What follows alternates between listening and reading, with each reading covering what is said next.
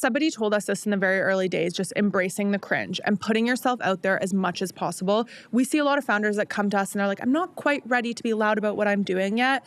And that makes sense. I mean, you can't jump the gun before you're ready, but there's no perfect time.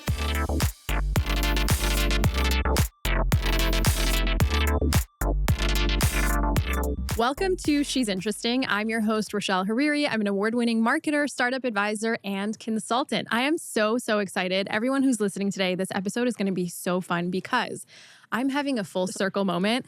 I have Lauren Arnold sitting next to me. Welcome to the show, Lauren. Thank you so much. I'm so excited. And really, this is truly so full circle. Lauren is the co-founder of Category Communications. Her and her partner, Chantel, started Category about 8 months ago. They have completely blown up. They work with some of the best technology companies and startups in Canada and abroad. And the reason why we feel like this is a very full circle moment for us is because when I was first launching She's Interesting and we had the launch event last October, Lauren and her team were the ones that helped me launch the event. And so I was so excited when we had an opportunity to work together. I love Lauren's work. And at the time, she hadn't started Category yet. And so now it's full circle because she's an entrepreneur, she is a founder, and she's building this incredible company and has scaled to 8 employees. So huge kudos to you. Congratulations. Thank you so much. That's so sweet. And truly, us lugging, 120 stools and chairs across Spadina will always live in my mind as a great memory with you. So I'm so excited. But we're at higher places now. Maybe we'll have help with our next event. That's right. Someone else will lug the chairs. Yeah. Not us. But yeah, we'll tell you more about that story another time. It was a very sweaty afternoon in the fall. Okay, let's get started. So you've scaled Category Communications. I mentioned this a couple times already. In 8 months, you've significantly grown. What were some of the non-negotiables that you put in place early to ensure that you were ready to scale? Because I remember us first talking about it and you were like, I'm getting ready. We're working on our branding. But when it actually comes to scaling and growth, what did you do? Totally. I mean, I think this is some of the first questions that, we asked ourselves. What do we have to stay true to as we build this business? And one of the non-negotiables really for us was being really clear with our ideal customer profile and knowing the brands that we wanted to work with. And I think when you're a startup, it's so easy to stray from that. And tons of people came to us and they were like, we want you to do our PR. And it didn't necessarily fit. We were really laser focused on supporting technology, real estate, and retail. And we knew that niche would really help us stand out, especially in the Canadian market with tons of lifestyle consumer agencies. We didn't want to play in that game. And I think that was really what helped us be so successful, was really laser focused on our niche and not straying from that, especially when it's hard. You don't want to be turning down business in, your first couple months. You rely on that revenue, as we'll talk about, to make those hires. So that was a big one for us. And although sometimes it was really difficult to make some of those decisions, I think that was really key to getting us to where we are today. That's one thing that I always work on. So my consulting side of the business is working with tech companies and helping them with their early day marketing and helping them with their go-to-market strategy. And one thing that you've done excellently is identifying your ideal customer profile. That's one thing that really sets up the foundations for a business. Because to your point, whether you're running a technology company, a B2B, SaaS product, whatever it is, or an agency, you need to know who you're going after, because you're absolutely right. I've seen some companies launch and it seems like a very strong launch, and then very quickly they lose momentum because they're trying to be everything to everyone. And that's really, really hard to do. So one thing that I'm so curious about is, so you mentioned that you were using your early day revenue to then make your hires. How did you determine who should be your first 2 hires? How did you guys figure out how to pay them?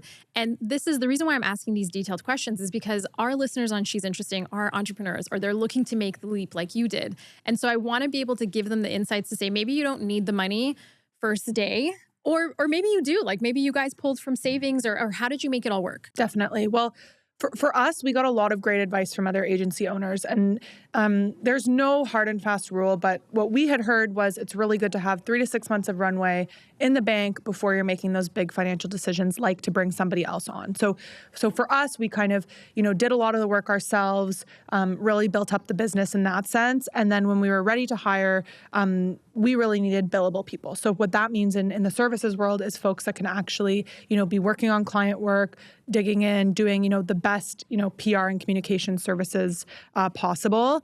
And what that looked like for us was we hired a previous journalist from Global News, and then another person from another agency. And that was super helpful in terms of just getting more account work and people that could really help us drive our client work forward. Chantel and I did everything at the beginning, which is super fun. It's like remembering those long nights and weekends of doing all of that work. But as soon as we had additional hands, it got so much easier.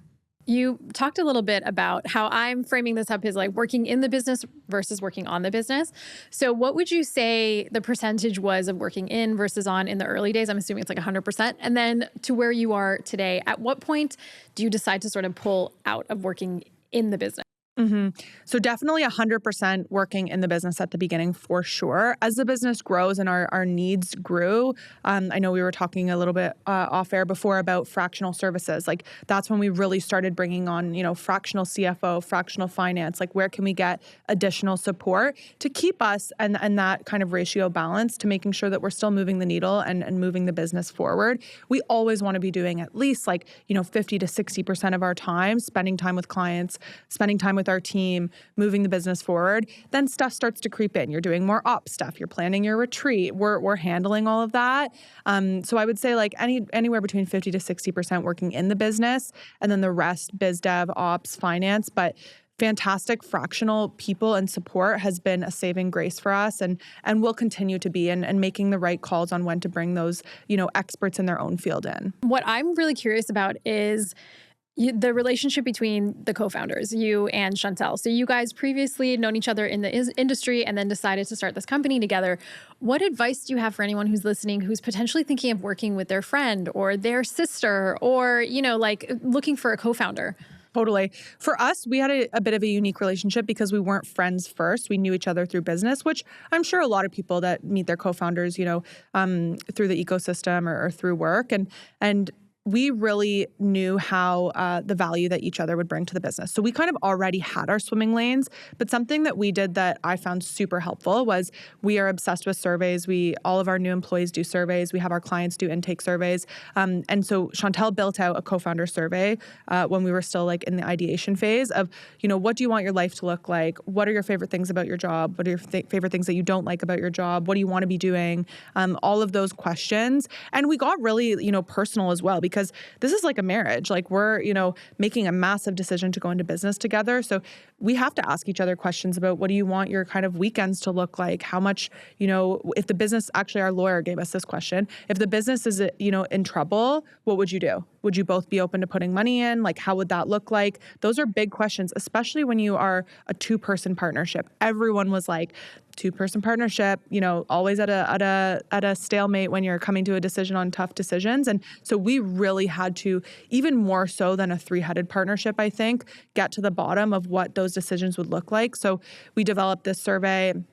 We each did it independently, spent hours on our responses, came together, and then presented our responses to each other, which really opened, great conversations, some tough conversations, but we'd rather have the tough conversations now than when you're, in a crisis or in a time where you're having to make some really big decisions.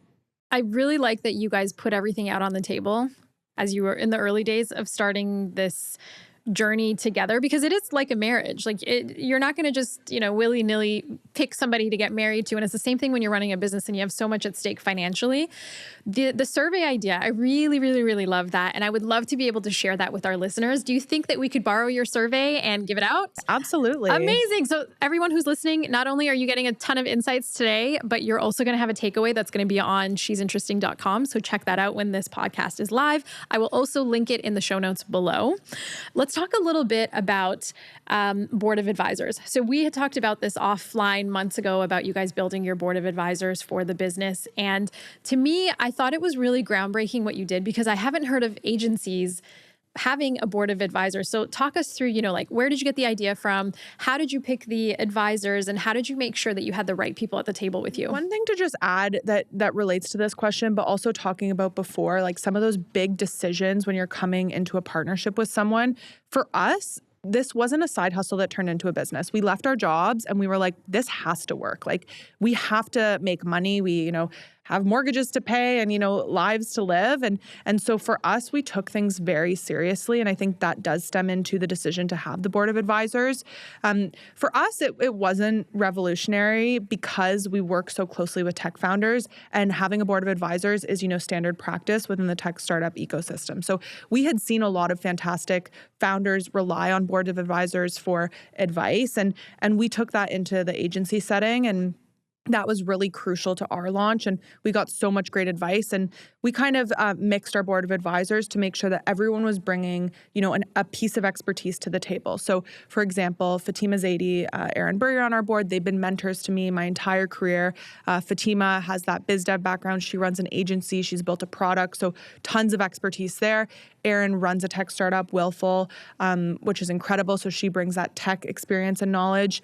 Lisa Kimmel, who was the previous CEO of Edelman Canada and Latin America, so brought that large agency advice, which is so critical as well. And looking through things from a different lens, because I think in the boutique agency world, you look at things through one way, and there's a lot of similarities to how folks run their boutique agencies, but having that big agency expertise and ways to look at proposing on new business, ways to look at employee well-being and satisfaction, she brings a really great lens and always has such great advice on that front. And then Sarah Berman, who runs an agency, the Berman Group in New York City, which is a real estate firm, so had that US expertise. So that was advice that we got, was make sure that your board of advisors is diverse in terms of what they're bringing to the table, and really be able to clearly communicate in your mind who are you going to go to for what, and what expertise are they bringing to help you grow your business. Okay. What I love about the idea of having a board of advisors for your agency is because it directly connects, the people that you have on your board directly connects to the ICP that you're going after. So you've really brought in the right people that have a background in the real estate space, in the tech space, in the different areas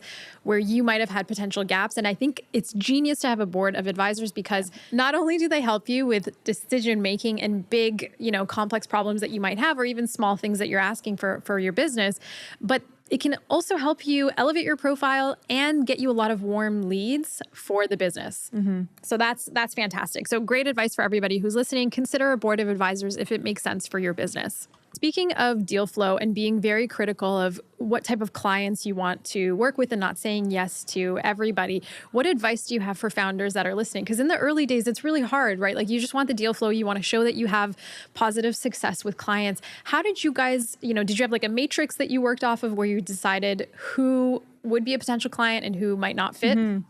Totally. It's a great question. And I think for us, we stayed relentless with making sure that the clients that we were working with fit within the clients that, we wanted to be working with. So, we're at the Elevate podcast studio today, so I'll just use Elevate as an example.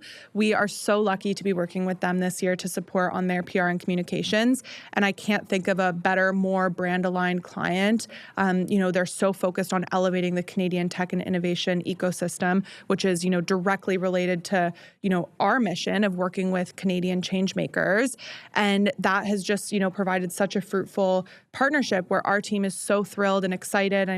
We had Lisa on, a feature with Forbes. We had Canadian Press here last night for the opening night, covering amazing stories about some of the main stage speakers. So all of that is what fuels our team. And you want your team to be doing work that they love. And I think when you join a startup, that is what gets people excited. And yeah, sometimes you're asking people to go above and beyond. And, we're working day and night this week, but working for clients that, you're passionate about and are aligned on mission makes all the difference. And I know it sounds fluffy and not every client can be, completely perfect, but as long as you stay relatively focused on that, I think that you'll notice a major difference for team engagement. Mm-hmm. Yeah, I think it's really important to have this level of like wanting to achieve greatness for your clients, especially if you're in the service industry, because otherwise that passion for the work can fizzle really quickly. Mm-hmm. And like you said, working with Elevate is core to your business. They are also working with a lot of speakers and people that you guys work with anyway. So it was just kind of like a really great opportunity to support something really big that's happening in Canada, and then also continue to motivate your team and bring them out to the conference and get them to learn and network and connect with people as well is fantastic. What mistakes do you think founders make when they first launch a business, and let's say they're getting ghosted on the PR side and they're trying to do it themselves because they don't have money to pay someone like Category? What could they be doing? What advice? Yeah. I think that somebody told us this in the very early days, just embracing the cringe and putting yourself out there as much as possible. We see a lot of founders that come to us and they're like, I'm not quite ready to be loud about what I'm doing yet.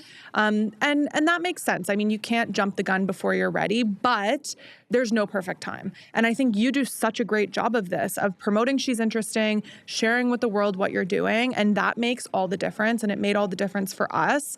I think when you're a founder deciding, how to get your message out, starting with what's free. Social media, like really telling your story, being open on LinkedIn. I mean, we're seeing right now, like LinkedIn videos are blowing up. There's not enough video content to populate LinkedIn. Do a video. You have more of a chance of going viral there. And we're also noticing that a lot of media are looking at founders' LinkedIn profiles. They're seeing the type of content that's going out. So it all ladders up. You want to be making sure that and we always give this advice to early stage founders, you're engaging with the media that's covering your beat. So what that means is if you're a fintech founder, you need to know off the top of your hand who are the top reporters that are covering types of businesses like yours, personal finance and fintech. You have to know that. You can't expect people to cover you if you're not reading the news that they're writing about other folks. So just to summarize for everyone listening, know your narrative, put yourself out there and be cringy. And you know what I've noticed is most of the time you feel cringy, but you're not being cringy. So just do the thing and put yourself out there, use video, know the right people, understand who the writers and journalists are so that you can get your story out in the media and like build these relationships, right? If you don't have the money to hire an amazing agency, there's little things that you can do today to elevate your profile so that when you get to that stage, you can hire the right firm to support you. So you and I have both quit the corporate life and started our own businesses. What advice do you have for anyone who's listening to this conversation today and thinking, man, I really want to start that business. I'm nervous. I'm fearful that it might not be successful. How did you plan when you were starting your own business? And what advice do you have for anyone who's out there and is just itching to be an entrepreneur? Just do it. There's not a lot of people that are itching to be entrepreneurs. I think even last night on main stage, Harley, the president of Shopify, was talking about in Canada, we have so many entrepreneur supporters. We don't have enough entrepreneurs. So honestly, take the leap. Obviously, you have to be smart in making those decisions, but I even see this with tech founders all the time. Maybe their first business doesn't work out. They are well poised to be a second-time founder, or you're just more valuable going back to the corporate world.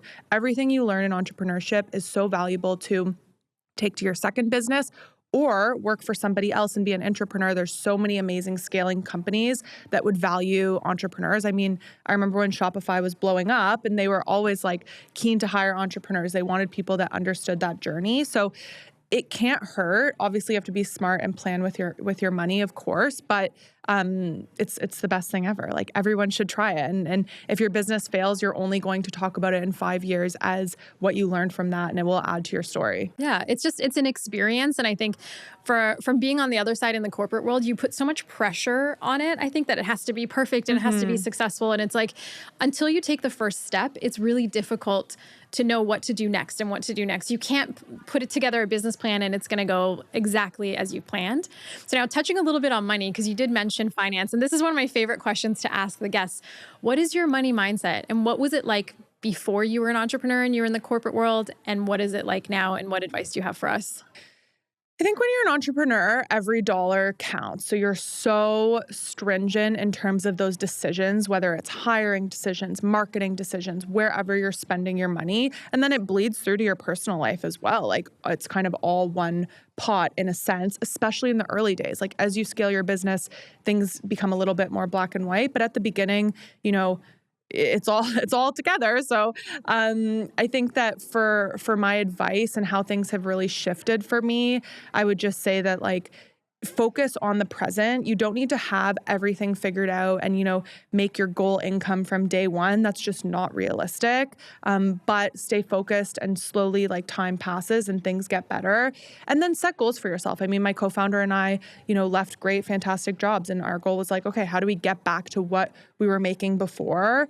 And set those benchmarks and set those times of like when you want to get there and get amazing advice. There's so many great fractional CFOs out there, other other entrepreneurs, how did they balance it? How did they structure it? In services businesses, there's a million different ways to structure your business. So get all the advice in the world and then make the decision that's best for you. You don't want to jump into something blindly, and having a community of people that are living a similar lifestyle and in the entrepreneurial space, I found is really helpful. That's one thing that helped me when I first quit my job and started consulting, because if I were to go to my friends that are still in corporate and look for advice, I wouldn't get the right advice and they wouldn't even know how to help me. But you've got to find the right people in your community, whether you're starting a D2C brand, some kind of beauty brand, tech brand, whatever it is, services. Find your people, ask for advice, do the research, like do the work, the legwork before you actually quit your job. It's super important. And, one thing that I always recommend is understand how much leeway you have. Like, do you have 6 months worth of savings, 8 months, whatever it is that's going to get you through? Are you in a relationship and you need to have a conversation with your partner to say, hey, I'm going to quit my job. This is what it's going to mean for our lifestyle for the short term, but really think about it and then go and do it. You shouldn't stop yourself. So I've always known you to be someone that makes decisions really quickly. And I think in entrepreneurship, you kind of live and die by your decision making and how quickly you're able to decide what to do next. Is this something that you've always had as one of your character traits? You're just like a quick thinker, quick decision maker, or something that you had to build over time? I think I've always had that. I mean, I have very little patience. So even when I'm shopping or in my personal life, it's like, got to just make that decision quickly. I don't really ruminate on things. But my co-founder is on the other end of the spectrum with that. She really thinks things through. And that was actually one of the reasons, like when we were doing our co-founder survey that we discussed, really, we oftentimes meet in the middle, which is super, super helpful. I think the other thing with decisions is, you're not going to make every 100% perfect decision, but you can't sit there and look back and spend too much time rethinking things. You just have to move forward and use that to inform your future decisions. Like, we think about this client that came to us in the early days and, we were like, it's not really a fit for us. We ended up passing on it. And then the week after, they had this fantastic launch. They were covered everywhere. And it was actually, with hindsight, like a really interesting business that, we would have been, lucky to work with. But you just have to move forward and use that to inform your decisions moving forward. And you can't just live in the past. But you got to be quick to those decisions, because hiring decisions, people, if you're too slow on someone, they get a new job, they're not going to come back to you. So I think with that, you really do have to put your hat in the ring and kind of, take a leap of faith with certain people. So make decisions quickly. Make sure you have the right co-founder. Make sure you have a plan in place for who's going to be in your community that supports you. Consider having a board of advisors if that is going to help your business. And obviously hire the best of the best if you're in the service industry, because, well, actually in any industry, if you're hiring, make sure you hire the best people. Don't waste your time. It's like that theory of people are either a 6 or a 9. And if they're not a 9, then don't hire them. Only hire the best. So thank you, Lauren, for coming here and having a full circle moment with me. I really, really loved our conversation. For everybody who is listening, go to Category Communications website to learn more about Lauren and her team. Also, make sure to subscribe, rate, and review. She's interesting because it really helps us out. Thanks for joining us.